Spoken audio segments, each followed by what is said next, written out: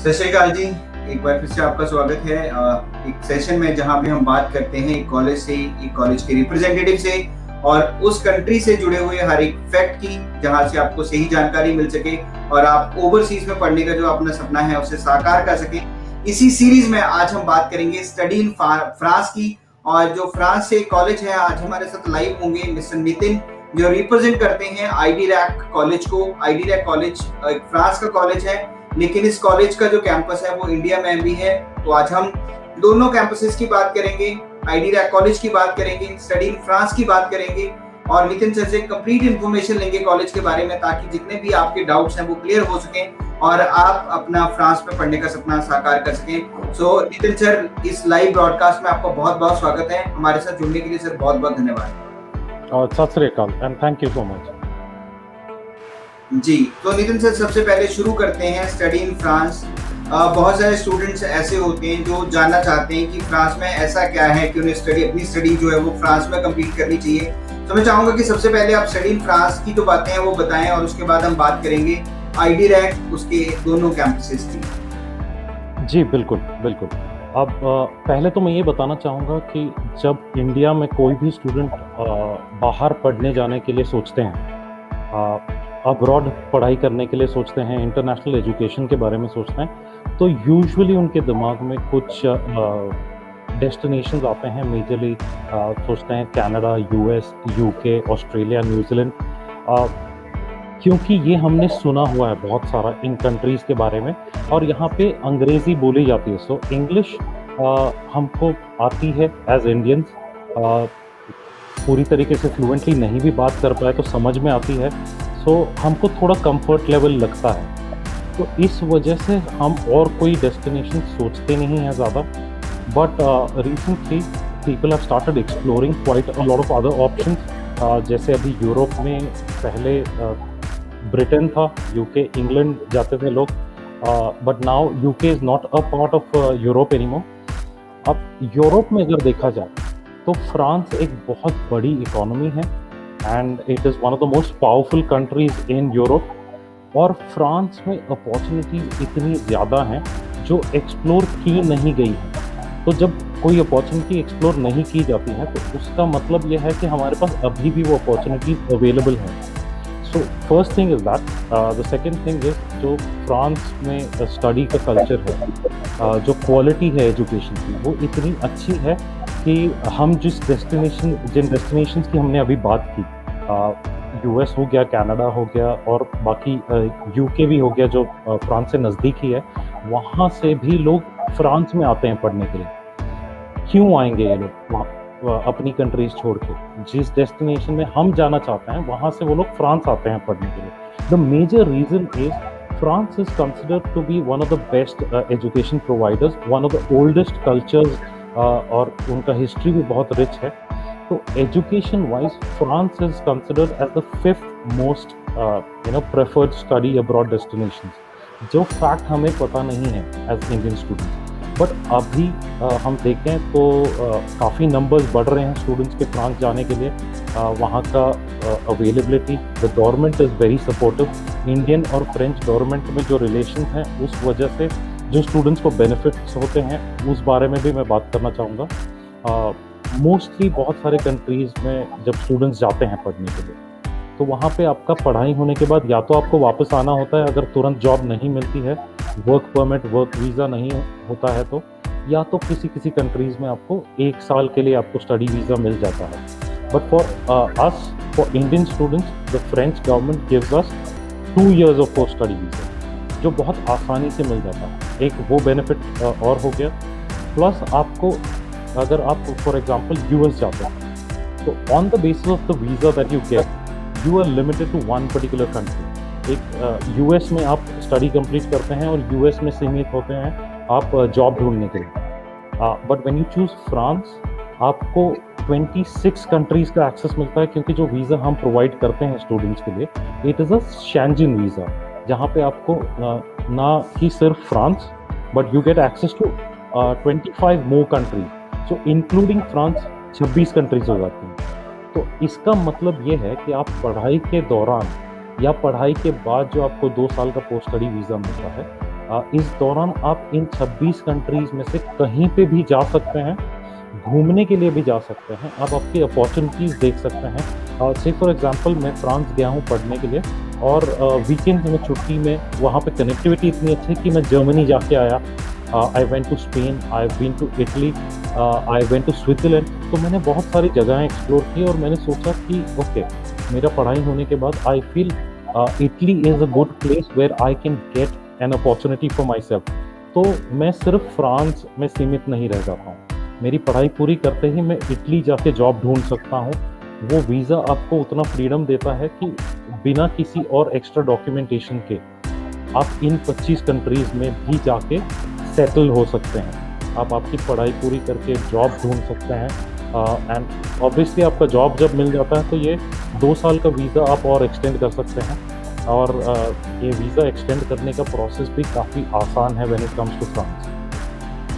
Ji, thank you so much sir, आपने France के बारे में बताया। ये तो थी स्टडी इन फ्रांस की बात। अगर मैं बात करूं सर आगे आईडी रैक कॉलेज की, स्टूडेंट्स आईडी रैक कॉलेज के बारे में जानना चाहेंगे कि आईडी रैक कॉलेज कहाँ पे है, कैंपसेस उसके कौन-कौन से हैं और उनको आईडी रैक कॉलेज में पढ़ने का फायदा क्या है?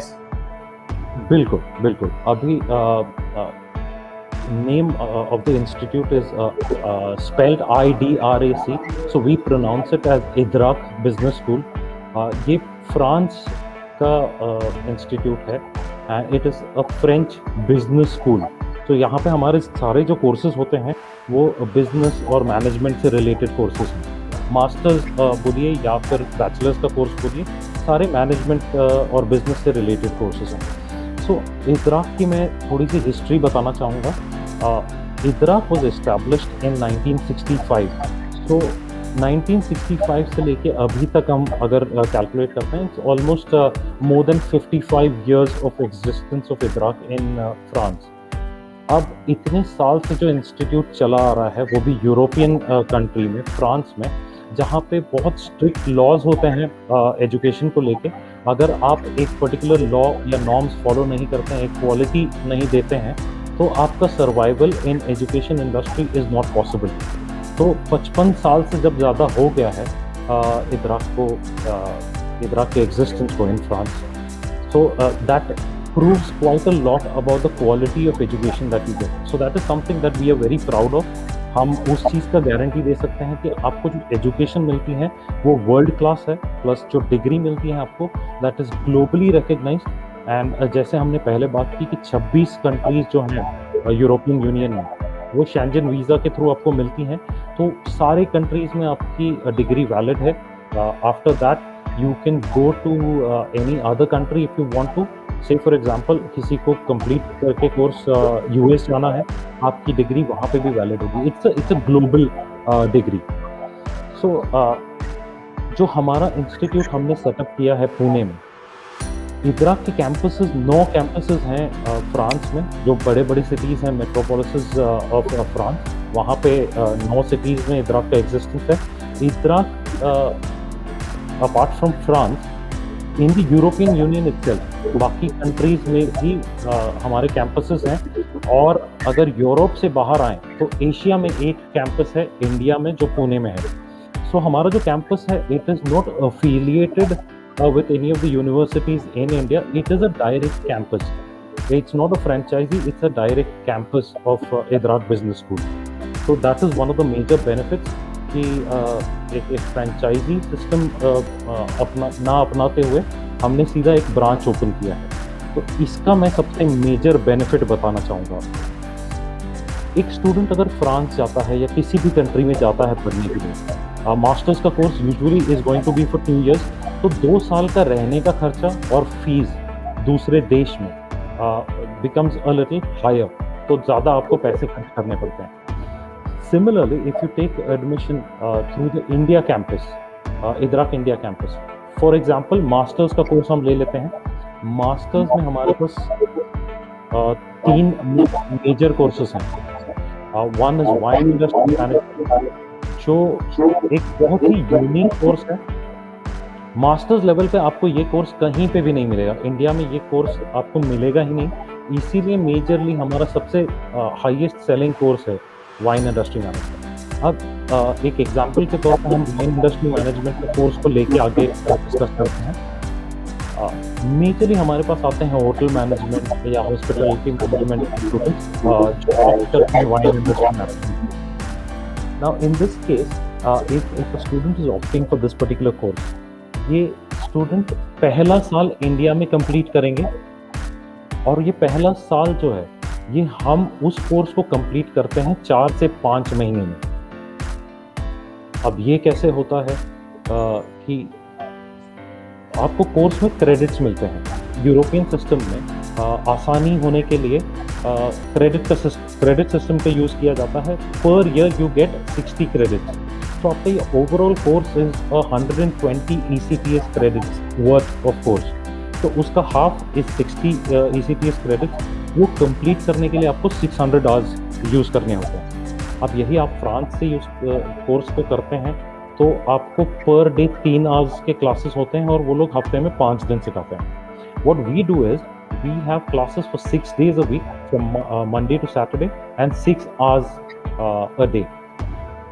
इस ड्यूरेशन को अगर हम फोकस में रखें तो हम ये सेम कोर्स 60 ECTS का कोर्स हम 4 से 5 महीने में कंप्लीट कर देते हैं।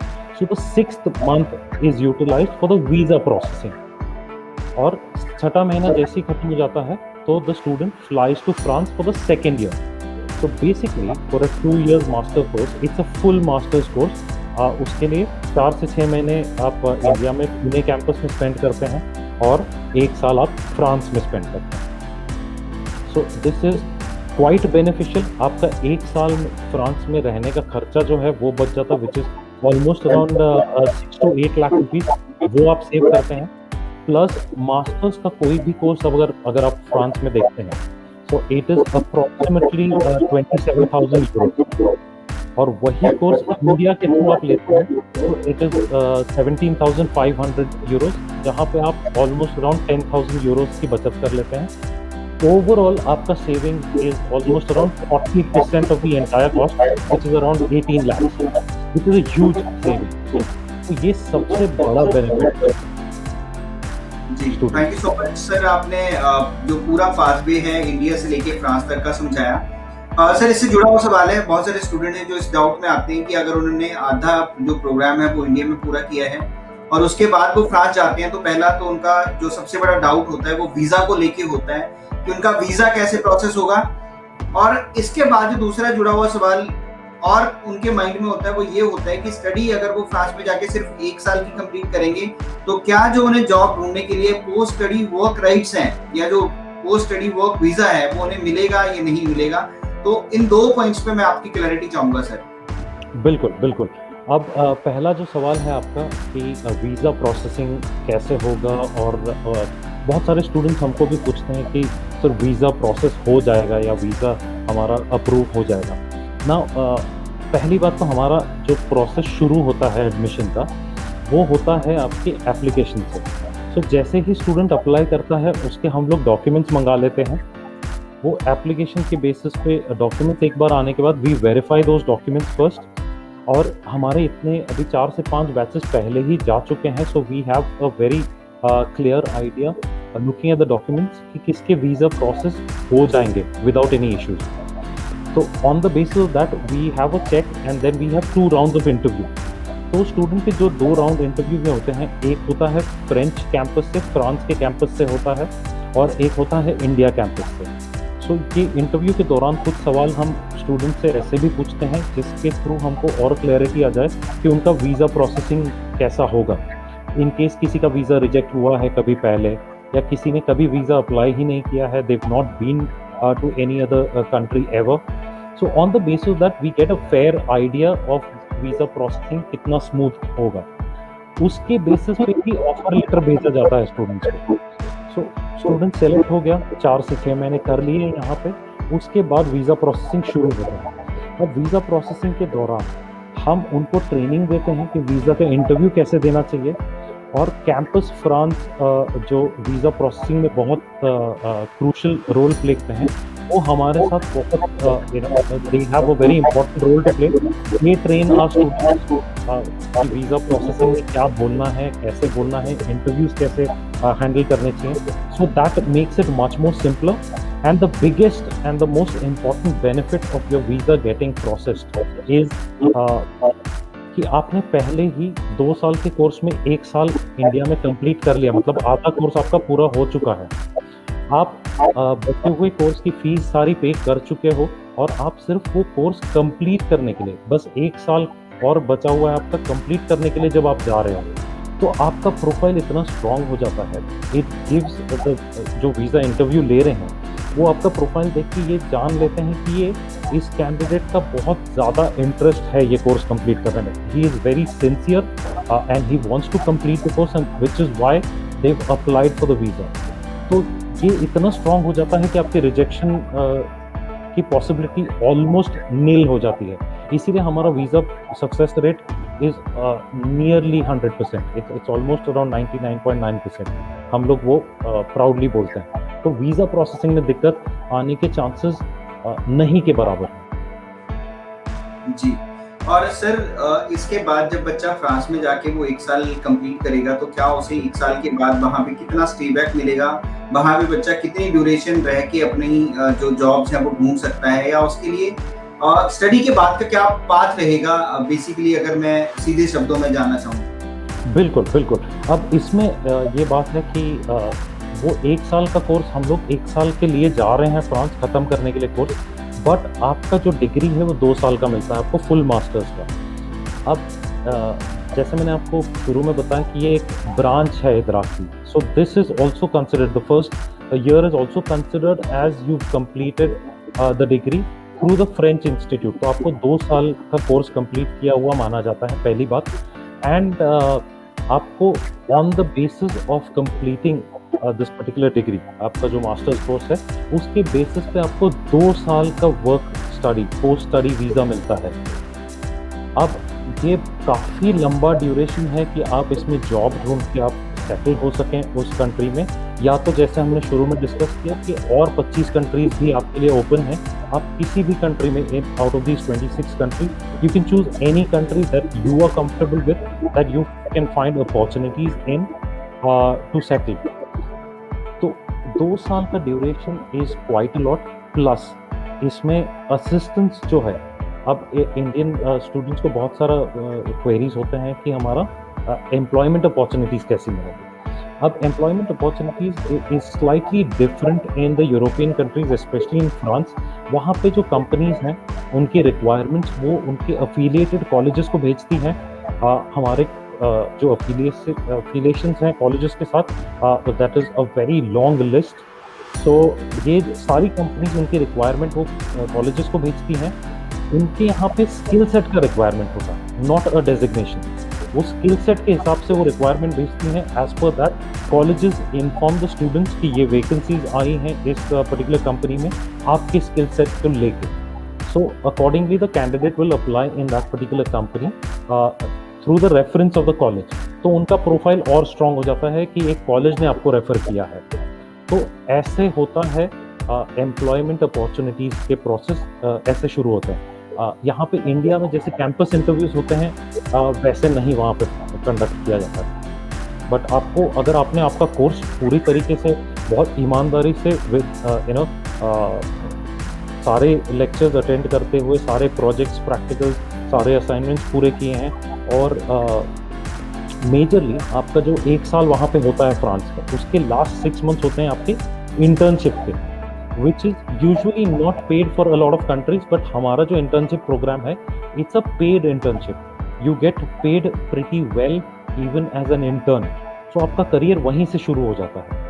तो majorly what I advise to a lot of candidates is कि आप अगर internship बहुत अच्छे से करते हैं तो वो कंपनी आपको absorb कर लेगी as an employee।